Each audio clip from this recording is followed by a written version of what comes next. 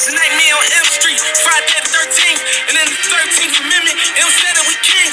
It said we legally slaves if we go to the bank. The flaw that stands out from this amendment is that it says slavery was abolished for everyone except prisoners.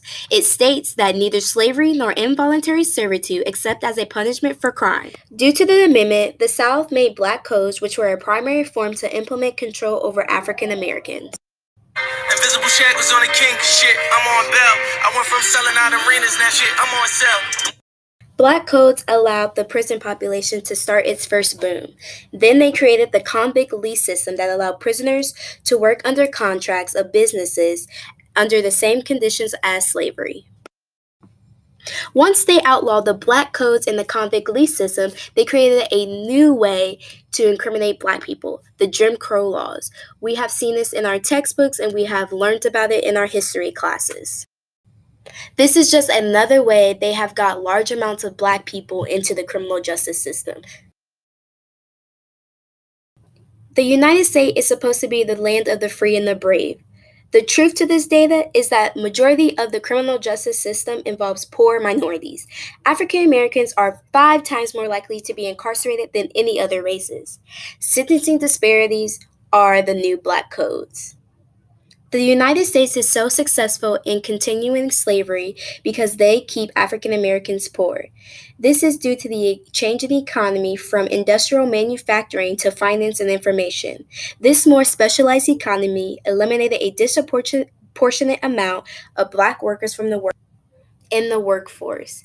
Poor African American families are now invested in the revolving door concept of recidivism to make ends meet. How many times you send me to jail to know that I won't fail? Mikas has multiple interactions with the criminal justice system like most African American men will. His first incident happened when he was only 19 years old.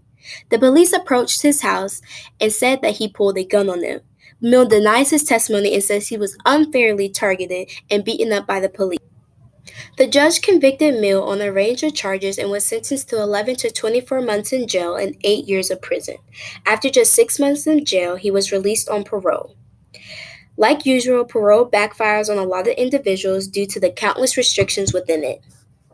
Mill did violate his probation a few times, but did not add any new criminal violations to his record that would make it a necessity for him to go back to jail. Yet, he still has until 2022 for his probation to be completed.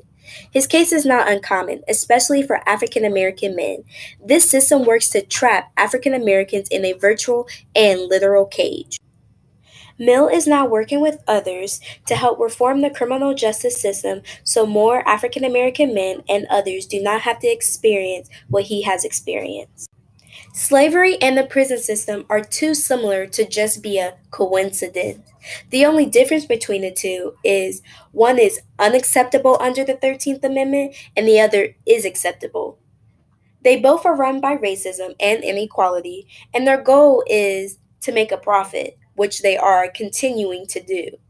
There is always going to be an excuse, like the Black Codes, Jim Crow laws, and now the sentencing disparities. When is it going to stop? We need a change.